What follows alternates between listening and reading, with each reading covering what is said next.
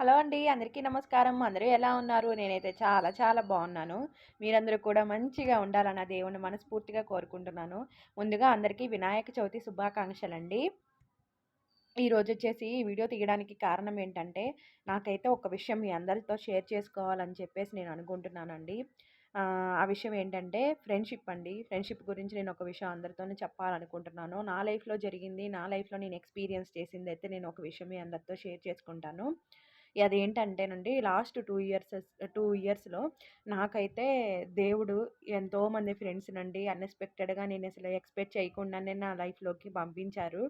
అసలు వాళ్ళు అలా నాకు ఎన్ని హెల్ప్‌లండి. అసలు నేను ఎలాంటి సిట్యుయేషన్‌లో ఉన్నా, ఎలాంటి ఇదిలో ఉన్నా, ఎలాంటి బాధలో ఉన్నా, ఎలాంటి కష్టంలో ఉన్నా వాళ్ళు నేను చెప్పకపోయినా వాళ్ళంతటికి వాళ్ళు తెలుసుకొని నేను అడగకపోయినా హెల్ప్ చేసిన రోజులైతే ఉన్నాయండి.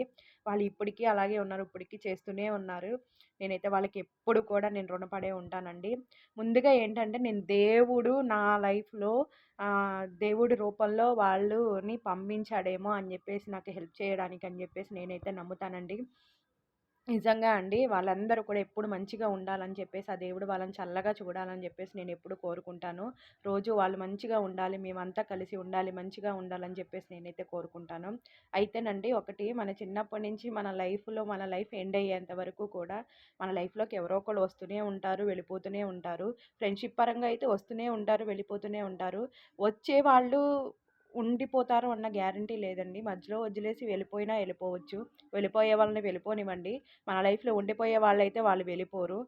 వెళ్ళిపోయే వాళ్ళు కాబట్టే వాళ్ళు వెళ్ళిపోతారు. వెళ్ళిపోయే వాళ్ళని వెళ్లి అడిగి మనము మన లైఫ్‌లో ఉండు అని తిరిగి తెచ్చుకోవాల్సిన పని లేదు.